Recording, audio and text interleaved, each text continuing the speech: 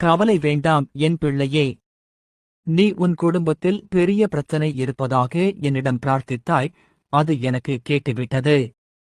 உன் இதயத்தில் இருக்கும் துயரத்தை நான் அறிந்திருக்கிறேன். உன் குடும்பம் பிளவுபட்டு ஒற்றுமை இல்லாமல் உன் மனம் வேதனைக்குள்ளாகி இருக்கிறது. ஆனால் நினைவில் கொள், என் முன்னிலையில் எந்த பிரச்சனையும் மிகப்பெரியது அல்ல. நான் உங்களை மீண்டும் சேர்த்து உங்களுக்கு அமைதியையும் சாந்தியையும் தரு. நீங்கள் சகிக்கிற சகல துன்பங்களிலும் உபத்திரவங்களிலும் பொறுமையையும் விசுவாசத்தையும் காண்பியுங்கள். என்னை விசுவாசிக்கிறவன் நான் செய்கிற செயல்களைத்தானும் செய்வான், இவைகளை விட பெரிய செயல்களையும் செய்வான். தேசத்திலே எளியவர்கள் இல்லாதிருப்பதில்லை.